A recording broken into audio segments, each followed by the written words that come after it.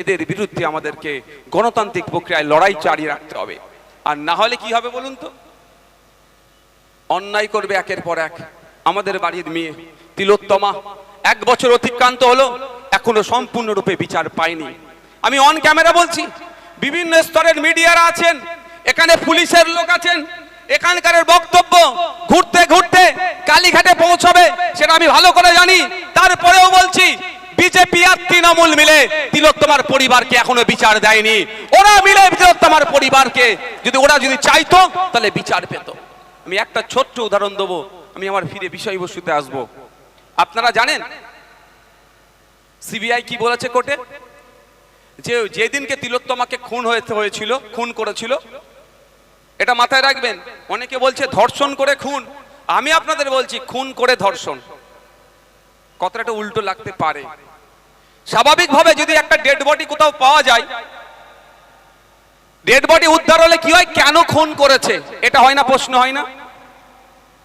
তো কেন তিলোত্তমাকে খুন করেছে যদি এই প্রশ্নটা উত্থাপন করা যদি বেরিয়ে আসে, সেই জন্য ওকে খুন করা হলো, ধর্ষণ তারপরে করানো হয়েছে। আমি এত বড় কথা বললাম, তাকে ধর্ষণ করানো হয়েছে যাতে কি কারণে খুন হতে হলো তিলোত্তমাকে সেটা না জানতে পারে, সেটা চাপা পড়ে যায়। তিলোত্তমাকে কেন খুন হতে হয়েছিল? আপনার আমার বাড়ির মেয়ে, তিলোত্তমাকে খুন হতে হয়েছিল আপনার আমার জন্য। আপনি আমি আরজি করে গিয়ে যখন ট্রিটমেন্ট নিচ্ছিলাম, সেখানে ফার্জি ঔষধ ছিল, ফেক স্যালাইন ছিল, ডুপ্লিকেট ঔষধ থাকতো। ওটি রুমে এই সঞ্জয় রায়ের মতো ডক্টর, এই সন্দীপ ঘোষের মতো ডক্টররা ওর মধ্যে মচ্ছব করতো। শুধু তাই নয়, ওই যে মর্গে যে সমস্ত মহিলারা থাকতো, সেই মহিলাগুলোর সাথে, মৃত মহিলাগুলোর সাথে অপকর্ম করে ভিডিও করে বিদেশের মার্কেটে বিক্রি করতো। এর প্রতিবাদ আপনার আমার বাড়ির মেয়ে তিলোত্তমা করেছিল, আমার আপনার জন্য করেছিল, সেই জন্য তাকে খুন হতে হলো। তাই আপনাকে আমাকে ভুলে গেলে হবে না। তিলোত্তমাকে যতদিন না বিচার পাচ্ছে, আপনাকে আমাকে চিৎকার করে যেতে হবে, এটা মাথায় রাখবে। তিলোত্তমা নিজের জন্য খুন হয়নি, হতে হয়েছিল আপনার আমার।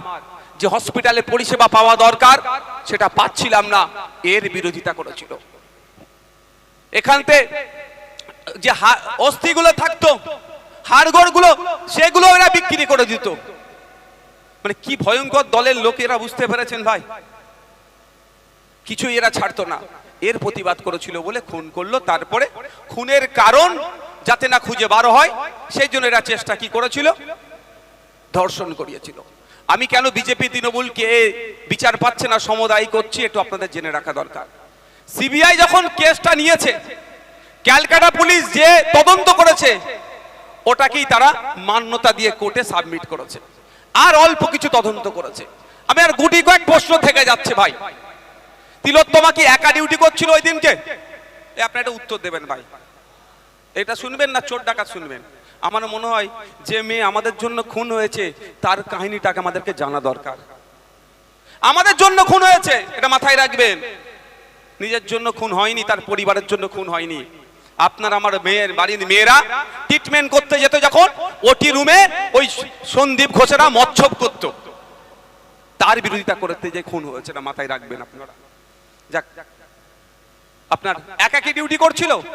সিবিআই তাহলে কজনকে জিজ্ঞাসাবাদ করেছে? সহজ ভাই হিসাব, আমি সিবিআই আধিকারিক নয়, যে ওই দিনকে কারা কারা ডিউটি করেছিল যদি জিজ্ঞাসাবাদ করে অনেক কিছু বেরিয়ে আসতে পারে। ওটাও বাদ দিলাম, করেনি। সিবিআই স্বীকার করছে যেদিন রাত্রিরে তিলোত্তমাকে খুন করা হয়, ওই দিন রাত্রিরে ওই করিডোরে প্রায় 54 থেকে 55 জন যাতায়াত করেছিল। কিন্তু ওই 54-55 জনকে অপদার্থ সিবিআই, শুভেন্দু অধিকারীর বস দ্বারা পরিচালিত অমিত শাহজির দপ্তরের সিবিআই খুঁজে পাচ্ছে না। কারা হতে পারে? দিল্লি থেকে অফিসাররা আসছে, ম্যানেজ করে বেরিয়ে যাচ্ছে, খুঁজে নাও পেতে পারে। কিন্তু খোঁজার তো অনেক পন্থা আছে ভাই। ওই সিসিটিভি ভিডিও ফুটেজ পাবলিক করে দেওয়া দরকার ছিল। পাবলিক করে দিলেই আপনার এই অশোকনগরের, আপনার ওয়ার্ডের কোন যদি কুলঙ্গার ওই 54-55 জনের মধ্যে থাকতো, তাহলে আপনার মন কাঁদছে, তিলোত্তমার বিচার চাইছেন, তাহলে ওর নামটা সিবিআই আধিকারিকদের কাছে পৌঁছে দিতাম না ভাই আমরা? আমার ফুরফুরা শরীফের, আমাদের ভাঙড়ের যদি কোনো কুলঙ্গার আমাদের তিলোত্তমাকে খুন করে ওই রাত্রে ওই ষড়যন্ত্রের সাথে যুক্ত আছে। যদি ভাঙড়ের মানুষ দেখতে পেত তাহলে তার নাম ঠিকানা বাবার নাম ঠিকুজি গোষ্ঠী নিয়ে সিবিআইর হাতে তুলে দিত, আর সিবিআই তাদেরকে ধরে জিজ্ঞাসাবাদ করে দুধকে দুধ পানিকে পানি করতো। করেছে ভাই।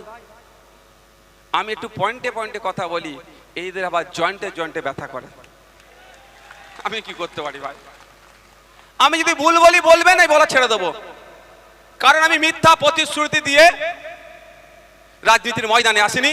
ক্ষমতার মসনদে যেতে হবে, লিন লাইট নিয়ে ঘুরতে হবে, মন্ত্রী হতে হবে, ও স্বপ্ন আমার নাই। যদি মন্ত্রী হওয়ার আমার স্বপ্ন থাকতো এখন একটা নয় দুটো মন্ত্রী নিয়ে ঘুরতে পারতাম, ভালো করে আপনারা জানেন। সুতরাং আমি সঠিক কথা বলবো। তাই বন্ধুগণ, তাহলে 54-55 জন কে ছিল, খুঁজে পাচ্ছে না কেন? বা আর কারা খুনি খুঁজে পাচ্ছে না কেন? এটাই তো ব্যাপার। যারা এই খুনের সাথে যুক্ত তারা তৃণমূল কংগ্রেসের দামাল নেতাদের দামাল ছেলে মেয়েদের মধ্যে পড়ে গিয়েছে। তৃণমূল কংগ্রেসের দামাল ছেলে মেয়েদের মধ্যে পড়ে গিয়েছে। সেই জন্যই জানেন তো আপনারা, দিদি সমস্যায় পড়লেই দাদার দ্বারস্থ হয়, জানেন তো নাকি ভাই? হ্যাঁ, দাদা দিদির লোকেরা থাকলে একটু রাগ হতে পারে, কিছু করার নেই। আমি যদি ভুল কিছু বলে থাকি দিদিকে বলবেন, এমনি আমার নামে 18খানা মামলা দিয়েছে, আরো 4টে মামলা দিতে, দাদাকে বলবেন 4খানা মামলা দিতে। দিদির দলের তৃণমূল কংগ্রেসের দলের নেতাদের দামাল ছেলে মেয়েরা ধরা পড়বে, সেই জন্যই দাদার দ্বারস্থ হয়েছে। দাদা ঠিক স্তরে স্তর দিয়ে সিবিআই কে চুপ করিয়ে দিয়েছে। তাই বন্ধুগণ, আমাদের লড়ে যেতে হবে, আমাদের চুপ থাকলে হবে না। দাদা দিদির সেটিং আমাদের ভাঙতে হবে, তিলোত্তমার বিচার করতে হবে, তার পরিবারকে ন্যায় দিতে হবে। সাথে সাথে নদিয়া জেলার তামান্না বলে যে ফুটফুটে ক্লাস 4-এর বাচ্চাটি, তার অপরাধ কি ছিল? ভূমির আঘাতে তার অঘরি প্রাণ গেল। শুধু তাই নয়, সমাজের সর্বস্তরের নারীদের নিরাপত্তার কথা ভেবে আমাদের আজকের এই অধিকার সভা। তো তিলোত্তমার পরিবার যেমন বিচার পাবে, বিচার পাক, তা নিয়ে আমরা যেমন সোচ্চার হব, সাথে সাথে তামান্নার পরিবার যাতে বিচার পায় তা নিয়ে সোচ্চার হব। আর একদম অতি দূরেই আপনারা হয়তো ভুলে গিয়েছেন, আমি কিন্তু ভুলে যাইনি। হাঁসখালির এই বোনটার কথা মনে আছে? কজনের মনে আছে? হাত তুলুন তো, সত্যি তুলবেন, যাদের মনে নেই হাত তুলবেন না। কিন্তু দেখেন, খান 50 এখানে হাত তুলেনি। এটা নিয়ম, এটা নিয়ম। 2-4 দিন খুব আগুন ছুটবে, তারপর আস্তে আস্তে ভুলে যাবে। হাঁসখালিতে একটি নাবালিকা, সেখানেও তৃণমূলের নেতার ছেলে তাকে ধর্ষণ করেছিল। পরে ওকে বলা আছে কি নাকি প্রেগনেন্ট ছিল, লাভ অ্যাফেয়ার ছিল বলে কাটিয়ে দেওয়ার চেষ্টা করেছিল। আমি আজকের ডেটেও বলছি, আমার এখনো সন্দেহ হয় হয়তো ওই বাচ্চা মেয়েটি জীবিত ছিল, রাতের অন্ধকারে ওকে জোর করে দাহ করেছিল। ভুলে যাচ্ছেন নাকি? ওরও বিচার যাতে হয় সেটা কিন্তু আমাদেরকে দেখতে হবে। আর এই তৃণমূল এত বর্বরের দল, হিন্দু ধর্মের ধর্মীয় রীতি অনুযায়ী মৃত্যুর নির্দিষ্ট দিনের পরে কি করতে হয় গো? শ্রাদ্ধের অনুষ্ঠান করতে হয়। আমি যেই দিনকে পৌঁছেছি ঘটনাক্রমে ওই দিনকেই শ্রাদ্ধের অনুষ্ঠানের ডেট ছিল, কিন্তু গিয়ে দেখি, খবর পাচ্ছি যে লোকালে যত পুরোহিত মানুষ আছে, এই বর্বরের দলেরা, তৃণমূল কংগ্রেসের নেতারা, একে তো মেয়েটাকে মারলি, রাতের অন্ধকারে দাহ করলি, ধর্মীয় রীতি না মেনেই আমি মনে করি দাহ করেছে, আর জীবিত হয়তো ছিল, দাহ করলি তোরা। তারপরে ধর্মীয় বিশ্বাস, শ্রাদ্ধ করলে সে তার স্বর্গে যাবে, বা ধর্মীয় বিশ্বাস যেটা, তার প্রত্যেকটা ধর্মীয় বিশ্বাসকে আমি রেসপেক্ট করি। আমার আলাদা ধর্মীয় বিশ্বাস আছে, অনেকের অন্য অন্য আছে। তারপরেও আমি যেটা বলছি, তো কি হলো, খবর পেলাম যে ও এ করতে দিচ্ছে না। লোকাল যত পুরোহিত আছে এমন ভয় দেখিয়েছে, কে বেচারি আসতে চাইছে না। তখন বর্ধমান থেকে সম্ভবত এবিটি এর টিচার্সদের একটা টিম এসেছিলেন। আমিও তাদেরকে বললাম, সাহেব, তাদের মধ্যে কয়েকজন লোকাল ছিল যে দূর থেকেও যদি হয় তাদেরকে নিয়ে আসুন, আমি এখানে থাকবো। যদি আমার তাড়াহুড়ো ছিল, যতক্ষণ না পর্যন্ত শ্রাদ্ধের অনুষ্ঠান হচ্ছে আমি এখানে থাকবো, আমিও দেখবো কোন বেটা এসে তিলোত্তমা আপনার নদিয়ার ওই হাঁসখালির পরিবারকে ডিস্টার্ব করে। আমার কি জাত চলে গেল নাকি? রাত চলে গেল নাকি? কিন্তু আমার বলার কারণটা হচ্ছে এটা, ওদেরকে ভুলতে হবে না, ওর বিচারটাও পেতে হবে। তাই ইন্ডিয়ান সেকুলার ফ্রন্ট মনে করছেন শুধু তিলোত্তমা তামান্না নয়, সমাজের প্রতিটা স্তরের মহিলাদের সার্বিক নিরাপত্তার ব্যবস্থা রাজ্য সরকারকে নিতে হবে। আপনি যখন আপনাদের, আমি বিধানসভার মধ্যে বারবার দেখেছি, যখনই কোনো বিষয়ে প্রশ্ন করি, প্রশ্নটা যখন একটু তিতে হয়ে যায়, তখনই আমাদের উত্তর দেয় কি জানেন, মহিলা মুখ্যমন্ত্রী, মহিলা স্বাস্থ্যমন্ত্রী বলে ওই মহিলা কাট খেলার চেষ্টা করে। তাহলে আমি এই জায়গায় দাঁড়িয়ে বলি, যদি মহিলা মুখ্যমন্ত্রী, মহিলা স্বাস্থ্যমন্ত্রী, মহিলা অর্থমন্ত্রী বলে আপনি উত্তর দিয়া থেকে এড়িয়ে যান, তাহলে মহিলা তিলোত্তমা এখন এখানে বিচার পেল না, তামান্না এখন এখানে বিচার পেল না, হাসখালির ওই মহিলাটা এখন এখানে বিচার পেল না, বা তাপসী মালিক এখন এখানে বিচার পেল না। এর উত্তরও কিন্তু দিতে হবে ওই মহিলা মুখ্যমন্ত্রীকে, মহিলা স্বাস্থ্যমন্ত্রীকে। বন্ধুগণ, এটা বলি বলি আমার উপরে রাগ হয়। তো বন্ধুগণ,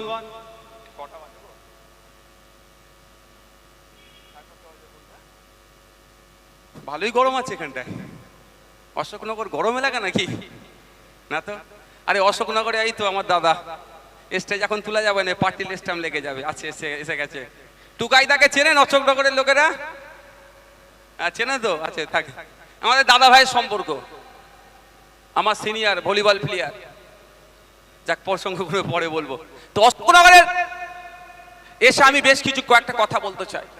একটা এখন সব থেকে বেশি বিষয় যেটা হচ্ছে, সেটা কি, এসআইআর এর নামে মানুষকে বিভ্রান্ত করছে। শুভেন্দু অধিকারী আর মমতা ব্যানার্জি আমার মনে হয় ফেস টাইমে দুজনে খুব গল্প করে নেয় যে বাংলার মানুষকে কিভাবে ফুল বানাবো, বোকা বানাবো। আমার খুব সন্দেহ হয় দুজনে হয়তো ফেস টাইমে কথা বলা করে। একজন কি বলছে, 1.5 কোটি রোহিঙ্গা ভারতবর্ষে পশ্চিমবাংলায় আছে, তাড়িয়ে দেবো বলে আমার হিন্দু ভাইদের মন পেতে চাইছে।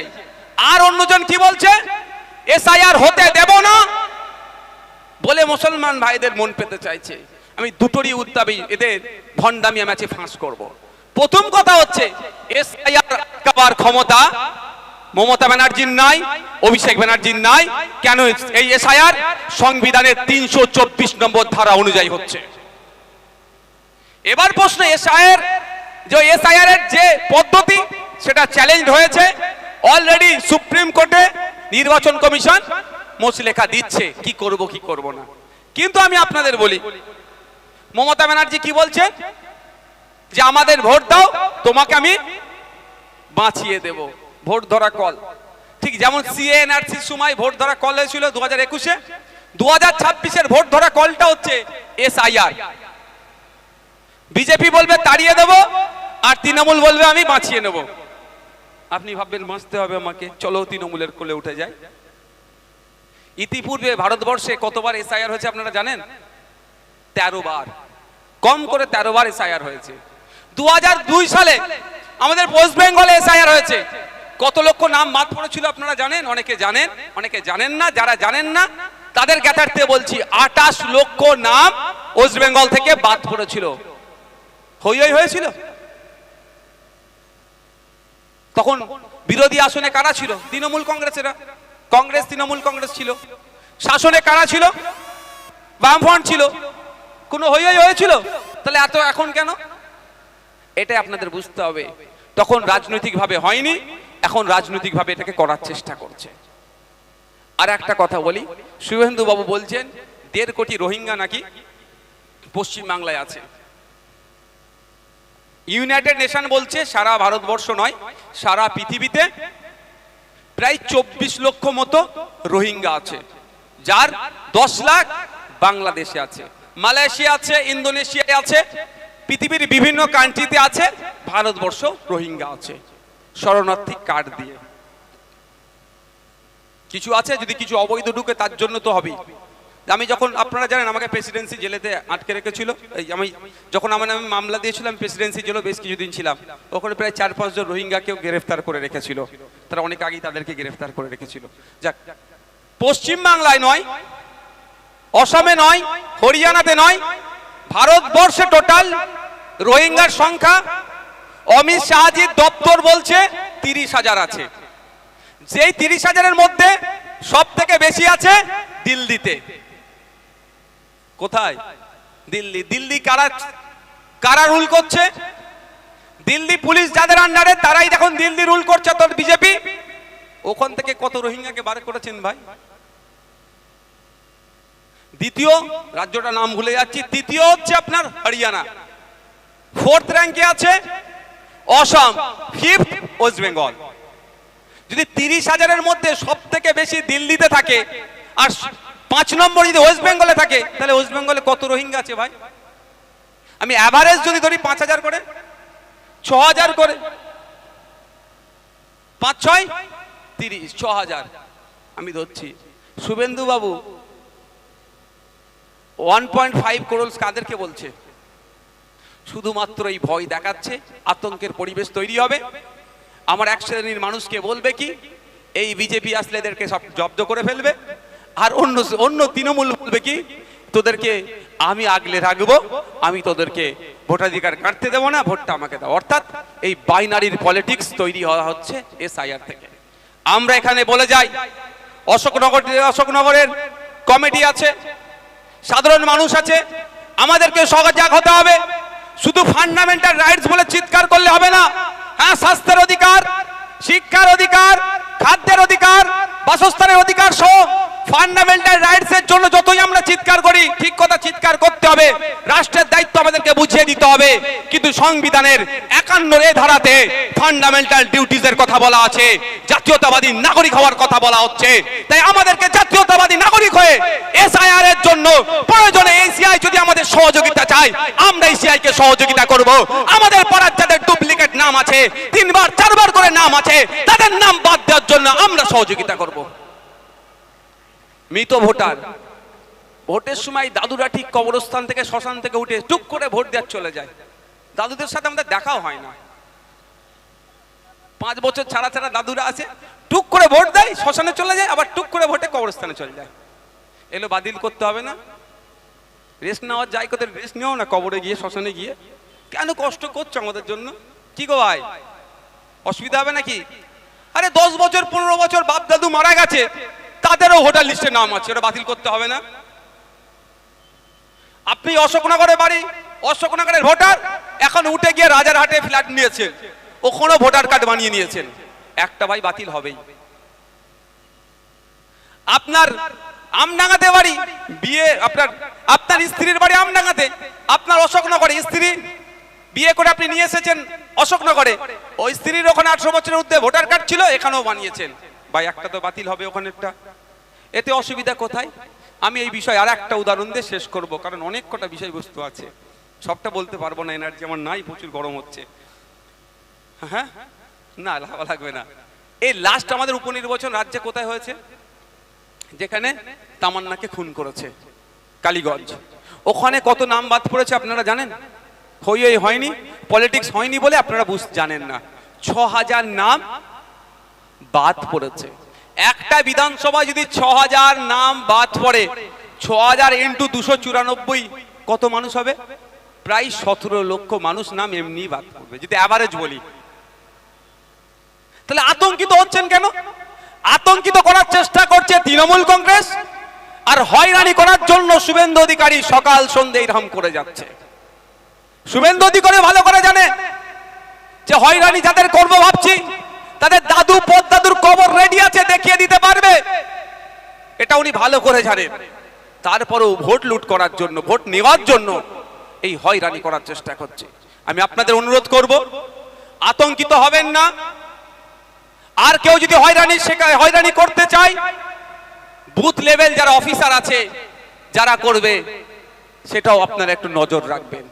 আমি হুমকি দিচ্ছি না, গণতান্ত্রিক প্রক্রিয়াতে আইনের মাধ্যমে যদি কোনো বৈধ ভোটার, সেই তাপসদা হতে পারে আর আজগার হতে পারে, কোনো বৈধ ভোটারের নাম যদি ডিভোটারের দেয়, তাদের বিরুদ্ধে আমরা আইনত ব্যবস্থা নেব। কিন্তু আমাদেরকে সব সময় ইসিআই যদি চাই, আমরা পূর্ণ সহযোগিতা করব। এটা ভাই জিনিস ক্লিয়ার হয়েছে তো নাকি? ভয় পাবেন না, ভয় পাওয়ার কোনো জায়গা নাই। ভয় পাওয়ার কি আছে? কিন্তু আপনাদের আতঙ্কিত করে আপনার ভোটটা লুট করার চেষ্টা করছে। আমি আর 10 মিনিট বক্তব্য দেবো, কারো অসুবিধা হবে ভাই? কারো অসুবিধা হবে না তো? আমি আর 10 মিনিট বক্তব্য দেবো, দিয়ে আমি এখান থেকে বিদায় নেবো। না লাগবে না, ওটা দাও তাহলে একটা উদাহরণ দিই। পানির বোতল যখন নিয়ে এসছে এতে একটা কাজ তো কিছু করতে হবে নাকি? হ্যাঁ, ওষুধটা দেবো, এটা দেখি একটু, তাহলে এইটাই হোক। তাহলে আমাদের এখন এই যে আজকে বলছিলেন না, আচ্ছা ভিডিও যেটা দেখলাম, ভোট ওনার কথাই ভোট দেবে না পরিষেবা কেন নেবে, তাই তো নাকি? এটাই বুঝাতে চেয়েছে। এরকম ভাবে বলে আমাদের লক্ষ্মীর ভান্ডার নিলি, আমাদের সাইকেল নিলি, কন্যাশ্রী, আমাদের রূপশ্রী নিচ্ছিস, আমাদের রাস্তায় তোরা চলছিস, আবার আমাদের বিরুদ্ধে তোরা কথা বলছিস। তৃণমূলের নেতারা বলে না, ওর জবাব আজকে দিক থেকে একটা ওষুধ দিয়ে যাবো, দিতে পারবেন তো? আচ্ছা, ওদের কি এই মমতা ব্যানার্জি কি ট্যাক্সাল আছে নাকি? অভিষেক ব্যানার্জির কি টাকা ছাপানো মেশিন আছে গোপনে ঘরের মধ্যে, যা টাকা ছাপিয়ে আপনার আমার বাড়ির যে লক্ষ্মীর ভান্ডার পাচ্ছি মায়েরা তাদেরকে দিচ্ছে? এরকম সিস্টেম আছে? তাহলে টাকাটা কোথা থেকে আসছে? আপনার আমার মেহনতের টাকা। সকাল ঘুম থেকে উঠি আর ঘুমানো, সারাদিন যা কাজ করছি সব ট্যাক্স নিচ্ছে। একটা স্টেটে থাকছে, একটা সেন্ট্রালে চলে যাচ্ছে। এই ট্যাক্সের টাকা জমা হচ্ছে লক্ষ্মীর ভান্ডার 100 দিনের, যদিও কাজ বন্ধ হয়েছে, হাইকোর্ট অর্ডার করার পরেও কাজ হচ্ছে না। আমরা দাবি করেছি 100 দিনের কাজ দ্রুত চালু করতে হবে। যাই আবাস যোজনা, যাই বলুন না কেন, যেটা কেন্দ্রের আসছে, যেটা রাজ্যে আসছে, সবটাই আমাদের ট্যাক্সের টাকায়। তো আমরা কিভাবে ট্যাক্স দিচ্ছি? আমরা ঘুম থেকে উঠে কি করি? প্রথমে ব্রাশ নিয়ে পেস্ট লাগিয়ে দাঁতে ব্রাশ করি না? তো ব্রাশটা কিনছি, ওখানে আমরা ট্যাক্স দিই। যে পেস্ট কিনছি ওটাতেও ট্যাক্স দিই আমরা। ম্যাচিস দিসলাই কিনে না 1 টাকা দাম, দেখুন দিসলাই কিনে কেউ আগুন লাগাবার জন্য, কেউ বিড়ি খাওয়ার জন্য, আর কেউ আগুন সমাজকে আলোকিত করার জন্য, অর্থাৎ মোমবাতি বা জ্বালানোর জন্য, যে যেমন ভাবে ইস্তেমাল করে।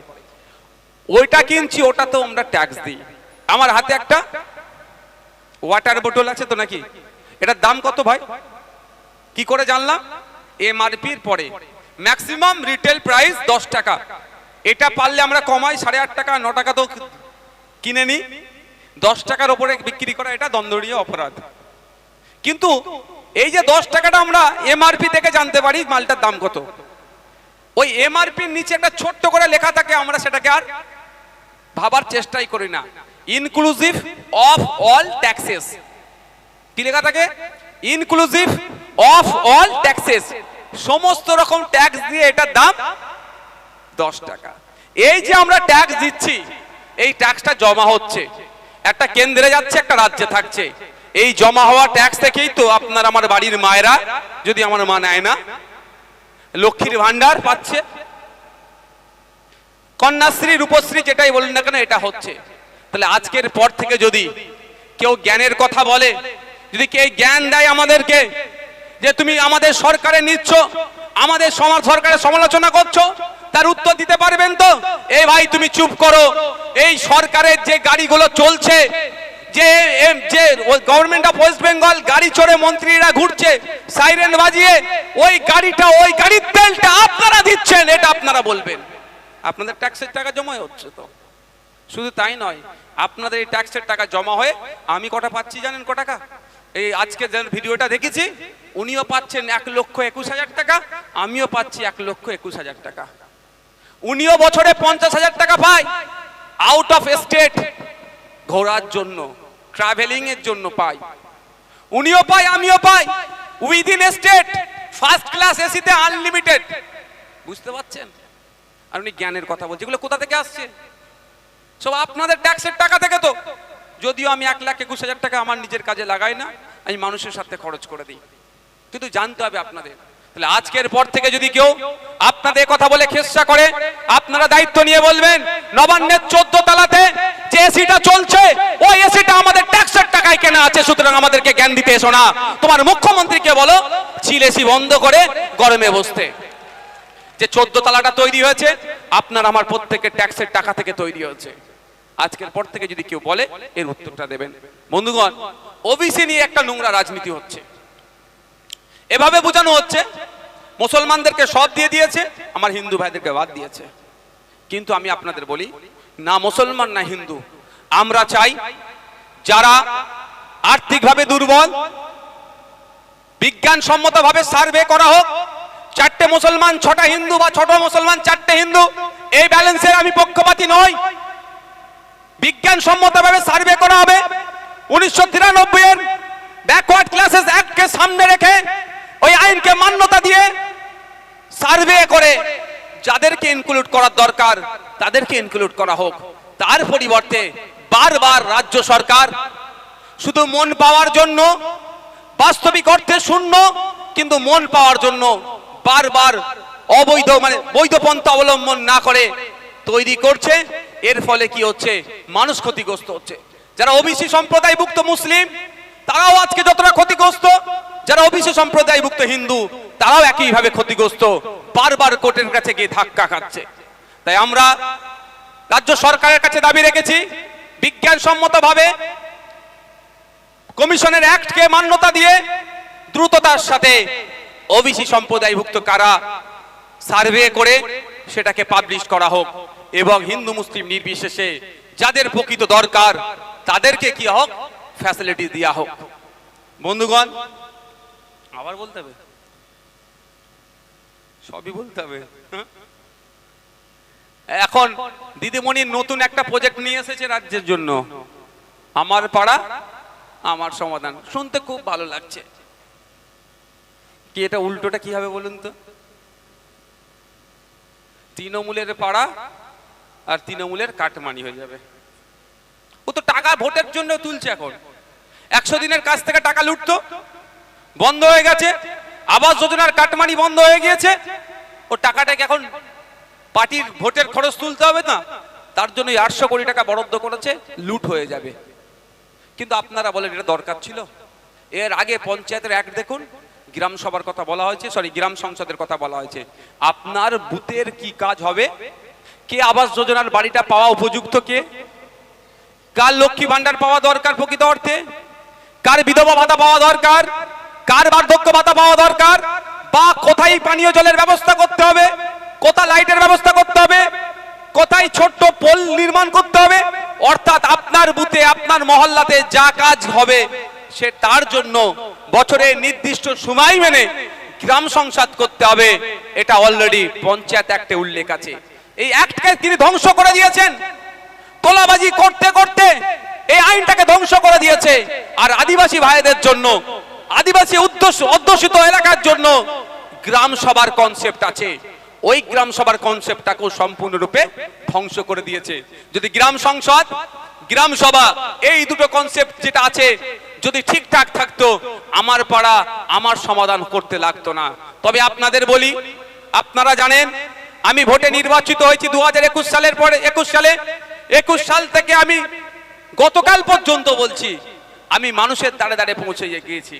আমি বিশ্বাস করি ভোটের সময় যেমন আমি মানুষের কাছে গিয়ে কাকা, জ্যাঠা, মামা, পিসি, খালা, চাচা বলে ভোট চেয়েছি, বিধায়ক হয়ে যাবার পরে তাদের সার্টিফিকেটের, তাদের কাগজের, তাদের কোনো দরকার পড়ে আমার কাছে তারা কেন আসবে? 5 বছর তাদের কাছেই আমি যাব। এই জন্য আমি এক প্রকার দুয়ারে MLA, meet your MLA, MLA for people, এই হ্যাশট্যাগ দিয়ে আমি মানুষের কাছে পৌঁছে যাচ্ছি। তারপরে আপনারা দেখলেন দুয়ারে সরকার এসেছে, এখন পাড়ায় সমাধান হচ্ছে।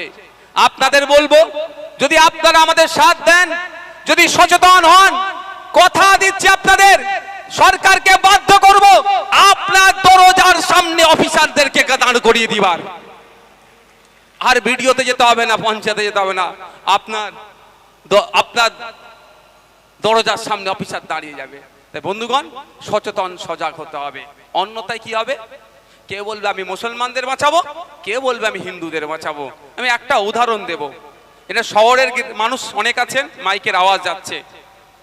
শহর গ্রাম সবার কথা বলছি, গ্রামের মানুষও আছেন। আজকে আপনারা বাড়ি যাবেন, যাদের বাচ্চাগুলো, সন্তানগুলো সরকারি স্কুলে পড়ে, ক্লাস 5, 6, 3, 4 এর বাচ্চাদেরকে ডাকবেন। 3, 4 এর বাচ্চাদেরকে গিয়ে অঙ্কের বইটা, গণিতের বইটা খুলে দেবেন, অনুশীলন 1 যেটা আছে খুলে দিয়ে বলবেন অঙ্কটা করতো। যারা বেসরকারি স্কুলে পড়ছেন তাদের কথা বলছি, যারা সরকারি স্কুলে, সবাই তো এখানে বেশিরভাগ আমরা শ্রমজীবী মানুষ, দেখবেন পারে কি।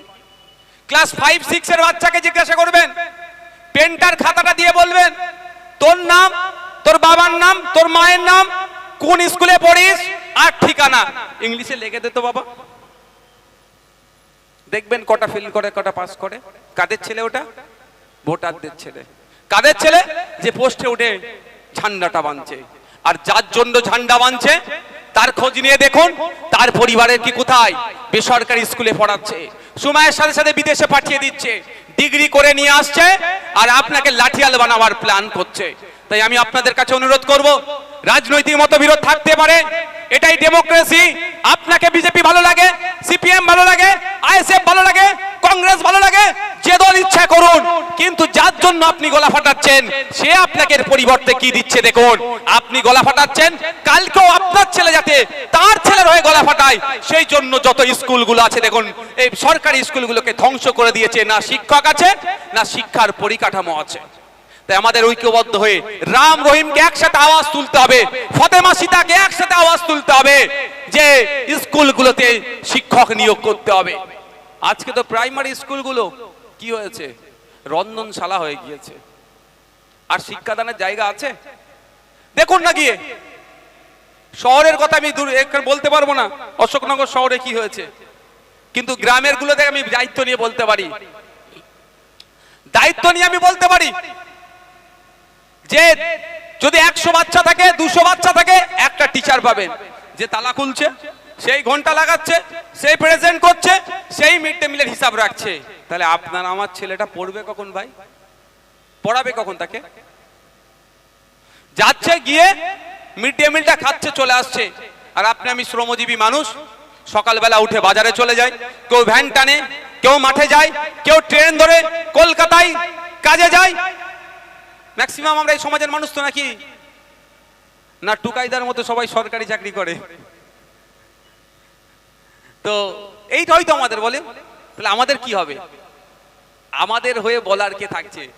আমার জনপ্রতিনিধি। বিধানসভায় গিয়ে বলার দরকার যে পশ্চিম বাংলায় 8,500 স্কুল বন্ধ হচ্ছে কেন? উনি বাংলার জন্য অনেক সেন্টিমেন্ট, বাঙালিদের নিয়ে উনি অনেক কথা বলছেন, কিন্তু আমার কটা প্রশ্ন থেকে যায়। পশ্চিম বাংলায় প্রাইমারি আপার প্রাইমারি স্কুল মিলিয়ে 8,500 বাংলা মাধ্যম স্কুল বন্ধ হতে চলছে কেন? এর জবাবটা উনি দিতে পারবেন? ওনার কাছে আমার প্রশ্ন থেকে যায়। বাংলা ভাষাকে উনি এখন খুব ভালোবাসছেন, রবি ঠাকুরের থেকেও বেশি ভালোবেসে ফেলছেন, ঈশ্বরচন্দ্র বিদ্যাসাগরের থেকেও বেশি ভালোবাসছেন, কাজী নজরুল ইসলামের থেকেও উনি এখন বেশি ভালোবেসে ফেলছেন। ভালো কথা। কীর্তি আজাদ কে? বাংলার উনি কেউ নাকি এমপি? শত্রুঘ্ন সিনহা কে? কোথায় বাড়ি তার? বাংলার কেউ? ইউসুফ পাঠান কে? বাংলার সাথে তার সম্পর্ক কি? কদিন কলকাতা নাইট রাইডার্সে খেলেছিল, তাও টাকা নিয়েছে, খেলেছে, এর বাইরে তো কিছু নাই। ফ্রিতেও খেলেনি কলকাতার হয়ে ভাই। যে আমরা বাঙালি, আমাদের একটা আইপিএল এ কলকাতার টিম আছে, বাংলার সেন্টিমেন্ট আছে, উনি ফ্রিতে খেলে দিয়েছেন, তাও একটা বলার জায়গা থাকতো। খেলেছে নাকি ফ্রিতে? পেমেন্ট তো ঠিক নিয়ে নিয়েছে, তাকে আপনি এমপি করলেন। সাকেত গোখলে মহারাষ্ট্রের বাড়ি, রাজ্যসভার এমপি করলেন। পশ্চিমবাংলার এত মানুষ আছে, বুদ্ধিজীবী মানুষ আছেন, আপনার দলে অনেক প্রফেসর আছেন, বুদ্ধিজীবী মানুষ আছে, তাদেরকে রাজ্যসভায় পাঠাতে পারলেন না। অহমিয়া অসম থেকে একজনকে নিয়ে এসে রাজ্যসভার এমপি করেছিলেন। এখন ওনার বাংলা প্রীতি বেড়ে উঠছে, কারণ কি বলুন তো? পরিযায়ী শ্রমিকদের উপরে আক্রমণ হচ্ছে, কিছু তো একটা ভুল বুঝাতে হবে এদেরকে, সেজন্য বাংলা ভাষায় এদের ভালোবাসা উতরে উঠছে। প্রশ্ন অনেক থেকে যায়, সময় আমি আর দীর্ঘায়িত করব না। আমি আপনাদের বলবো, চোখ কান খুলে রেখে একটু রাজনীতি করতে হবে। কাকে কান নিয়ে চলে গেল, কাকের দিকে না তাকিয়ে নিজের কানে একটু হাত দিয়ে দেখুন, আজকে আপনার রুজি রুটি কোথায়? এই অপদার্থ সরকার চলছে।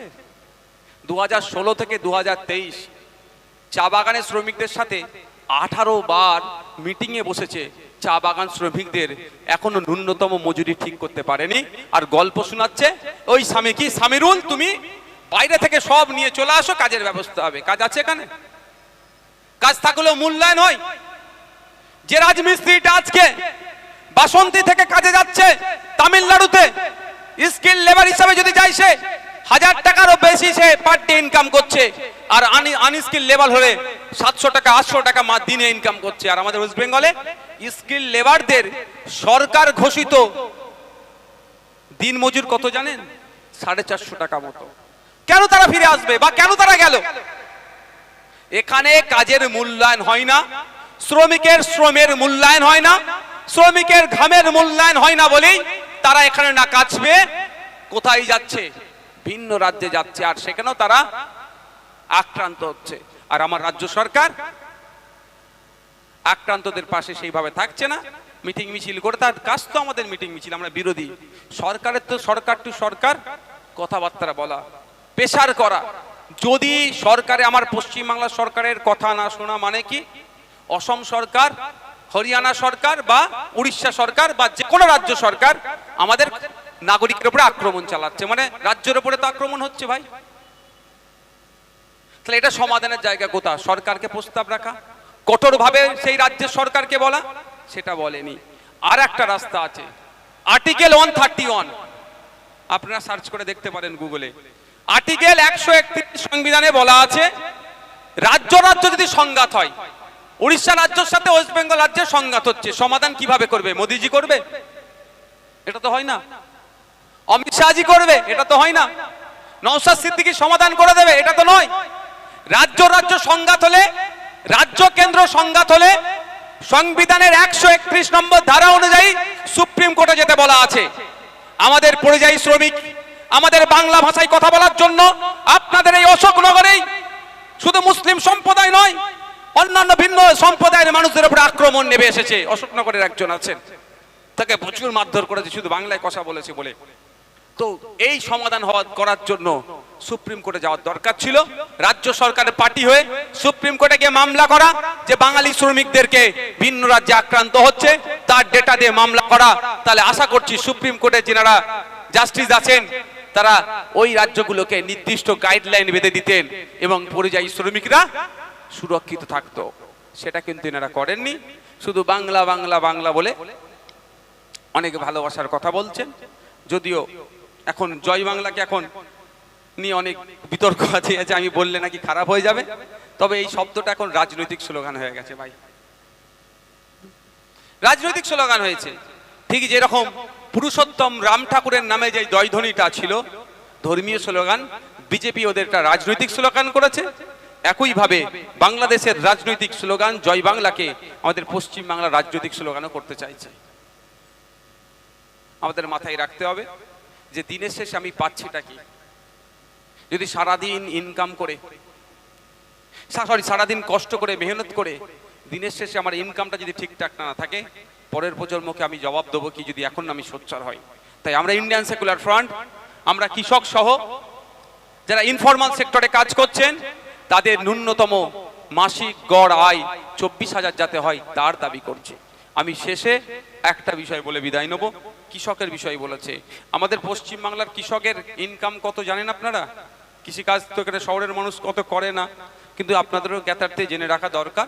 কারণ পশ্চিম বাংলার 50% মানুষ কৃষিকাজের সাথে সরাসরি যুক্ত, 70% মানুষ প্রত্যক্ষ পরোক্ষভাবে যুক্ত। এটা আমার তথ্য নয়, বিধানসভার শাসক দল দেয়া তথ্য।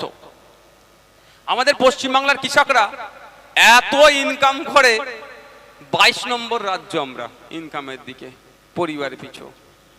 আগে ছিল বিলো 7,000। এই লাগাতার আমি 3-4 বছর শুধু মন্ত্রীকে আমি প্রশ্ন করতাম যে ইনকাম কত করছে আপনি বলুন।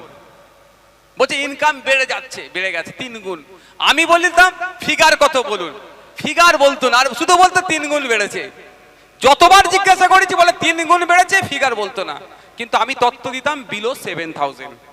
রিসেন্ট একটা সম্ভবত নাবার্ডের একটা বা নাবার্ড না আপনার পার্লামেন্টের কোনো কোশ্চেন উত্তর সেশনে একটা তথ্য পেলাম পার্লামেন্টের। সেখানে বলা হচ্ছে 7,800 কত টাকা এখন বেড়েছে, মানে 1,000 টাকা মতো ইনকাম বেড়েছে মাস গেলে। এটা কি বাড়া হলো? একটা কৃষক মাস গেলে কত ইনকাম করছে পশ্চিম বাংলায়? এই 8,000-এর নিচে। কেন? হরিয়ানার কৃষকরাও কৃষক, ওয়েস্ট বেঙ্গলের কৃষকরাও কৃষক। হরিয়ানার কৃষকরা মাস গেলে 18,000 টাকা ইনকাম করে। জম্মু কাশ্মীরের আমরা নাম জানি তো, খুব চর্চিত। সেই জম্মু কাশ্মীরের কৃষকরা মাস গেলে 12,000-এর বেশি ইনকাম করে। আরো রাজ্য আছে মাস গেলে কেউ 22,000 টাকা ইনকাম করে। আর একটা রাজ্যের নাম বলবো, শুনলে আপনারা অবাক হবেন, মেঘালয়া। ওখানকার কৃষকরা মাস গেলে 30,000 টাকার উপরে ইনকাম করে। মেঘালয়ের কৃষকরা মাস গেলে 30,000-এর উপরে ইনকাম করে, আর আমাদের ওয়েস্ট বেঙ্গলের কৃষকরা মাস গেলে 8,000-এর নিচে ইনকাম করে। এই বৈষম্যতা কিভাবে দূর করা যাবে? দেখলে দেখা যাবে মেঘালয়ে 360 হেক্টর মতো মাত্র জমি আছে, আর আমাদের ওয়েস্ট বেঙ্গলে 80 লক্ষ হেক্টর জমি আছে চাষযোগ্য। তাহলে কেন আমাদের এত কম ইনকাম? মধ্যিখানে দালাল ফুঁই ভরে ভর্তি হয়ে গেছে। আপনি কৃষক, আপনার উৎপাদিত ফসল আপনি বিক্রি করছেন 3-4টে দালাল মাধ্যমে, আর আমি কিনছি যেটা আপনি 2 টাকা বিক্রি করছেন সেটা আমি 42 টাকায় কিনছি, মধ্যিখানে 40 টাকা খেয়ে নিচ্ছে।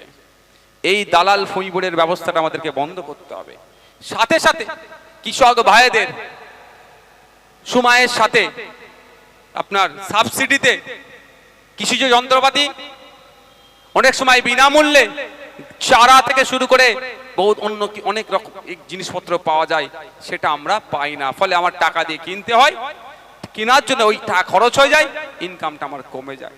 তাই বন্ধুগণ, আপনাদের বলবো যে আমাদের সজাগ সতর্ক থাকতে হবে।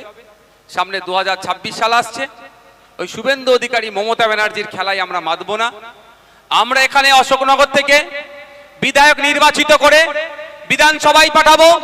বিধানসভায় গিয়ে তিনি এই অশোকনগরের মানুষের জমিতে এই কল্যাণী স্প্রিং মিলকে টেক্সটাইল হাব করার যে দাবি আমরা রেখেছি, বিধানসভার মধ্যে গিয়ে সে আওয়াজ তুলবো। আমরা বিধানসভার মধ্যে গিয়ে আওয়াজ তুলবো এখানে যে ইন্ডিয়ান অয়েলের নাকি ওএনজিসির নাকি গ্যাস বা তেল পাওয়ার সম্ভাবনা আছে। ওই গ্যাস বা তেল যাই পাক না কেন, যে রেভিনিউ আসবে, রেভিনিউর একটা অংশ অশোকনগর বিধানসভার মানুষের উন্নয়নের স্বার্থে খরচ করতে হবে। এই দাবি আমরা বিধানসভার মধ্যে তুলবো। আমরা বিধানসভার মধ্যে তুলবো। অশোকনগরের রাস্তাঘাট যেমন মসৃণ থাকবে, রাস্তাঘাটের নিরাপত্তাও, মানুষজন যে যাবে তার নিরাপত্তার কথা বলবো। অশোকনগরের সাংস্কৃতিক পরিবেশ ফিরিয়ে নিয়ে আসার জন্য চিৎকার করব। অশোকনগরের ঐক্য সম্প্রীতি যারা বিনষ্ট করছে তাদের বিরুদ্ধে যেমন সোচ্চার হব, এবং সাথে সাথে অশোকনগরে সম্প্রীতি ঐক্য স্থাপনের জন্য আমরা সর্বোচ্চ ভূমিকা পালন করব। বন্ধুগণ, আমি আর দীর্ঘায়িত করব না। আপনারা আপনাদের মূল্যবান সময় আমাদের দিয়েছেন।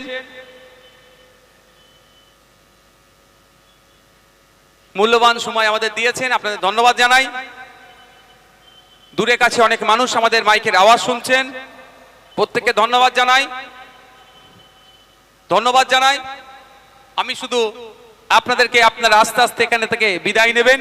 3টে আমি কথা বলবো আপনাদেরকে, আপনারা শুনতে শুনতে বিদায় নেবেন। প্রথম কথা হচ্ছে, এই যে আমাদেরকে বিভিন্ন বেড়া জালের মধ্যে আবদ্ধ করে রাখার চেষ্টা হচ্ছে, শুধুমাত্র আমাদেরকে ভোটার করে রাখা হচ্ছে, আমাদেরকে মানুষ ভাবা হচ্ছে না। এর একটাই কারণ, আমরা শিক্ষায় কম বলে। আমি অনুরোধ করব, উপসে থাকবেন। এখানে আমরা আদিবাসী সমাজের মানুষ অনেক আছেন, দলিত সমাজের, নমশূদ্র সমাজের মানুষ অনেক আছেন, মতুয়া সমাজের মানুষ আছেন। ঠাকুর হরিচাঁদ গুরুচাঁদ ঠাকুরদের বাণীগুলো দেখুন, শিক্ষার ব্যাপারে তাদের মূল্যবান বাণীগুলো দেখুন, তারা কি কথা বলেছে, সেইগুলোকে একটু ফলো করার চেষ্টা করুন। তাই আমি আপনাদের অনুরোধ করব যে যদি একবেলা উপসে থাকবেন, একবেলা রোজায় থাকলে সারাদিন রোজায় থাকবেন, সেই অর্থ বাঁচিয়ে আপনার ছেলেমেয়েগুলোকে উচ্চ শিক্ষায় শিক্ষিত করার চেষ্টা করুন। অন্যথায় এই বর্বরদের দলেরা, এই রাজনৈতিক কারবারিরা আপনার ছেলে মেয়েগুলোকে দিয়ে সমাজে যত রকম অনৈতিক কাজ আছে করিয়ে নিয়ে এরা নেতার ছেলে নেতার আসনে বসবে, আর আপনার আমার পরিবারের ছেলে মেয়েগুলোকে জেলের ঘানি টানতে হবে, মারামারি হানাহানি করে ধ্বংস হয়ে যাবে। বন্ধুগণ, দ্বিতীয় যে কথা আমি আপনাদের কাছে অনুরোধ করব, রাজনীতি করুন, সৌহার্দ্যের পরিবেশ তৈরি করুন, সৌজন্যতার রাজনীতি করুন। আচ্ছা বন্ধুগণ যারা আছেন, একটু আমাকে বলবেন, শুভেন্দু অধিকারীর সাথে মমতা ব্যানার্জির কোনোদিন হাতাহাতি দেখেছেন আপনারা? কেউ দেখেনি, আর দেখতেও চাই না। অধীর রঞ্জন চৌধুরীর সাথে অভিষেক ব্যানার্জির হাতাহাতি লড়াই হয়েছে? দেখিনি, দেখতেও চাই না। মোহাম্মদ সেলিমের সাথে কুণাল ঘোষের হাতাহাতি লড়াই হয়েছে? ফিরহাদ হাকিমের সাথে আপনার সুজন চক্রবর্তীর হাতাহাতি লড়াই হয়েছে? হয়নি, আর দেখতেও চাই না। কিন্তু আমরা কি দেখলাম?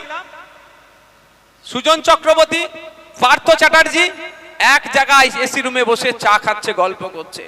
কুণাল ঘোষ তৃণমূলের নেতা, সুকান্ত মজুমদার বিজেপির নেতা, দিলীপ ঘোষ বিজেপির নেতা কারো জন্মদিনের কেক কাটছে এসি রুমের মধ্যে থেকে। আচ্ছা, আমি আপনাদের একটা কথা বলি, এই অশোকনগরের মানুষকে বলবো, এখানে বিজেপি করেন অনেক মানুষ, মাইকের আওয়াজ যাচ্ছে, তৃণমূল করেন অনেক মানুষ, মাইকের আওয়াজ যাচ্ছে। আমি তাদের কাছেও বলতে চাই, দলের সুপ্রিমো মমতা ব্যানার্জি শুভেন্দু অধিকারীকে ডেকে চা খাওয়াচ্ছে, আপনারা ওখানে মারপিট দেখতে পাচ্ছেন না। আপনাদের এত চর্বি কি করে হয়ে গেল এই এলাকায় নিজেদের মধ্যে মারপিট করছেন? কাকার ছেলের সাথে মাসির ছেলে, পিসির ছেলে, ফুপুর ছেলে, খালার ছেলে নিজেদের মধ্যে মারপিটে জড়িয়ে পড়ছেন। আমার অনুরোধ, অনেক হয়েছে, শুধু পাবলিককে বোকা বানানো হয়েছে, পাবলিকের মারপিট হয়েছে। নেতারা সন্ধ্যাবেলায় টিভির সামনে বসে সাজুগুজু বলছে এই জন্যই, ওই সন্ধ্যাবেলা যারা বসে অনেকে দেখবেন সব কি বলে গো মেয়েরা করে, হ্যাঁ মেকআপ করে বসে। আমার নিজের অভিজ্ঞতা, ওই আমি একটা ডিবেটে যাচ্ছি, ও আমাকে বলছে আমাকেই মেকআপ করাতে এসেছিল। বললাম না ভাই, আমার ফাটাফুটি যা আছে এতেই চলে যাবে। তো সন্ধ্যাবেলা এরা মেকআপ করে বসে আপনার আমার হয়ে কথা বলে, আপনি আমি কি ভাবি এটাই আমার প্রাণের বন্ধু। কিন্তু ঘোড়ার ডিম যখন ব্রেক হয়ে যায়, তারপরে যখন একটা রিফ্রেশমেন্টের জন্য চা কফি দেয়, ওরা নিজেরাই গল্প করে, তোর এতটা বলা উচিত হয় না, আমাকে বল তোকে কেমন দিলাম বলতো। ওরা ঠিক আছে, শুধু বোকা বাক্সর সামনে বলে, টিভি বোকা বাক্স, ওর সামনে বসে আপনাকে আমাকে বলে নাকি আপনার আমার জন্য কত লড়াই আমি করছি। কি হবে? লড়াই হবে? ওরা লড়াই করে না, আপনাকে আমাকে লড়িয়ে দেয়। তাই অনুরোধ আমার, ভারতবর্ষের ডেমোক্রেসি, ভারতবর্ষের এটাই মহত্ব, এটাই বিউটি। যার যে দল ভালো লাগবে করবেন, যে যার ভালো লাগবে ঝান্ডা ধরে ঘুরবেন। যদি মমতা ব্যানার্জি শুভেন্দু অধিকারীকে বিধানসভার এসি রুমে বসে চা খাওয়াতে পারে, তাহলে কেন এখানে আইএসএফ এর নেতাদেরকে অন্য নেতারা লোকাল স্তরের কেন নিজেদের মধ্যে লড়াই জড়াবে? তা আমি অনুরোধ করে যাব একটা, কে আইএসএফ, কে বিজেপি, কে তৃণমূল, কে সিপিএম, কে কংগ্রেস দেখার দরকার নাই। ওরা যদি এসি রুমে বসে চা খেতে পারে, আমরা অন্তত এসিতে না বসতে পারলেও নন এসিতে বসে একসাথে আমরা চা খাবো। আর আমাদের মধ্যে যার টাকাটা একটু বেশি থাকবে তাকে বলতে হবে ভাই তুমি বিলটা মেটাও। হবে তো নাকি ভাই? কেন কার জন্য মারপিট করবেন? তৃণমূলের জন্য? যখন তখন আপনাকে পার্টি থেকে বার করতে দেবে, হচ্ছে না? কি করবেন আপনি? যে দাদা দিদির জন্য আপনি মারপিট করবেন? এই আমাদের ভাঙড়ে দেখুন না, তৃণমূলের শওকাত মোল্লা ঘনিষ্ঠ খুন হলো, আর শওকাত মোল্লা ঘনিষ্ঠ অ্যারেস্ট হলো। আর কি বলছে এখন মাইক ধরে, মুফাজ্জেল মোল্লা সহ যারা অ্যারেস্ট হয়েছে জানো না ছাড় পাই। বুঝতে পারছেন? আর পাশে দাঁড়াচ্ছে না। আর সঠিক তদন্ত হলে যে বলছে না ছাড় পাই, তা সেও হয়তো জড়িয়ে যেতে পারে। তাহলে বিপদে পড়ে গেছে, আপনার পাশে আর দাঁড়াবে না। আপনাকে বাঁচানোর জন্য এই অশোকনগরের আপনি বিপদে পড়েছেন, নওশাদ সিদ্দিকী ফুরফুরা শরীফ থেকে আসতে গেলে 3 ঘন্টা টাইম লাগবে প্রায়। শুভেন্দু অধিকারী মেদিনীপুর থেকে আসতে গেলে 5 ঘন্টা প্রায় টাইম লাগবে। মমতা ব্যানার্জি কালীঘাট থেকে আসতে গেলে, ওরা তো আসবে না, আমি বোঝার জন্য বলছি, অভিষেক ব্যানার্জি কালীঘাট থেকে আসতে গেলে 4-3 ঘন্টা মতো টাইম লাগবে। কিন্তু আপনি বিপদে পড়েছেন, আপনাকে আপনার প্রতিবেশী বাঁচাবে। সে বিজেপি করতে পারে, তৃণমূল করতে পারে, আইএসএফ করতে পারে, সিপিএম করতে পারে। তাই অনুরোধ আমার আপনাদের কাছে, রাজনৈতিক হিংসা বন্ধ করুন। অনেক স্লোগান হয়েছে, আমি একটা নতুন স্লোগান দিতে চাই। এবার নেতায় নেতায় খেলা হবে, জনগণ এবার তালি দেবে। খারাপ হবে নাকি? এতদিন তো জনগণকে লড়িয়ে দিয়েছেন আপনি, এবার একটু নেতারা মারপিট করুক, জনগণ একটু দেখুক গ্যালারিতে বসে। এতদিন নেতারা গ্যালারিতে বসেছিল আর জনগণদের লড়িয়েছিল, এবার জনগণকে বলতে হবে নেতাই নেতাই লড়াই চাই, জনগণ এবার দেখতে চাই। দেখবেন সব মারপিট বন্ধ হয়ে যাবে, আর মারপিট হবে না। তখন কত ভালো ভালো ভাষা বলবে। এই আপনাদের এমএলএ নাম কি? নারায়ণ গোস্বামী। নওশাদ আমার ভাই, ওর সাথে মারপিট করা যাবে না। পার্থ ঘোষ, পার্থ ভৌমিক, অমুক শুভেন্দু অধিকারী আমার দাদা, মারপিট করা যাবে না। নেতা মারপিট করবে না। মারপিট করছে কারা? যারা চটে বসে আছেন, যাদের দিন গেলে 300 টাকা ইনকাম করতে গেলে জিপ বাড়িয়ে যাচ্ছে, তারা মারপিট করছেন। যাদের ছেলেটা ক্লাস 5-6 পড়ে, ইংলিশে তার নাম, বাবার নাম, স্কুলের ঠিকানা লিখতে পারছেন না, সে আবার নেতার হয়ে দাদার হয়ে মারপিট করছে। আর দাদা আপনার ছেলের ভবিষ্যৎ ধ্বংস করে দিচ্ছে। অনুরোধ করছি রাজনৈতিক সৌজন্যতা বজায় রাখবেন, যার যাকে ভালো লাগবে ভোট দেবেন, কিন্তু ভোটটাই সব ভাববেন না। প্রতিবেশী বাকি 364 দিন যার সাথে একসাথে উঠা বসা করেছেন, এই ভোটের জন্য তার সাথে সম্পর্ক নষ্ট করবেন না। পরিশেষে পুলিশ বন্ধুদের বলবো, দেখুন পুলিশরা হচ্ছে এখন না মন্দিরের ঘন্টা। সবাই দেবেন যারা পুজো দিক আর নাই দিক মন্দিরে ঢুকলে একবার করে নাড়াই, বিরোধী পক্ষ সবাই একবার করে নাড়িয়ে দিই আমরা পুলিশকে। কিন্তু পুলিশের প্রায় 1.5 লক্ষ শূন্য পদ আছে, এটা আমাদের ভাবতে হবে। পুলিশ আমার পরিবারের বাইরে কেউ নয়, সুতরাং পুলিশকে আমাদের সহযোগিতা করতে হবে। হ্যাঁ, পুলিশের একটা অংশ বিকিয়ে গেছে, সিট ডেরা বেঁকে গেছে, তার বিরুদ্ধে আমরা সোচ্চার হব। আপনারা বলুন, পুজোর সময় আপনারা আমরা তো ফ্যামিলি নিয়ে ঘুরি, কলকাতা যেখানে বড় কল্যাণীতে বড় প্যান্ডেল হয়েছে যেখানে ঘুরি, পুলিশদের ইচ্ছা যায় না তাদের পরিবারকে নিয়ে ঘোরার? কেন যেতে পারে না? আপনি আমি যাতে পুজোটা তাপসবাবু কি সুষ্ঠুভাবে ট্রাফিক থেকে শুরু করে যে সমস্ত সিস্টেম আছে সুষ্ঠুভাবে যাতে আমরা পালন করতে পারি, সেই জন্য আমাদের জন্য স্যাক্রিফাইস করছে। এরকম অনেক ঘটনা আছে, ঈদগার সামনে ঈদের নামাজ পড়ে আবার দাঁড়িয়ে গেছে ডিউটিতে। আমরা ঈদের নামাজ পড়ে মহল্লাতে গিয়ে পাড়াতে গিয়ে ঈদ উদযাপন করি পরিবার পরিজনকে নিয়ে, ওকে নিয়ে কি পারেন? স্যাক্রিফাইসটা কাদের জন্য করে?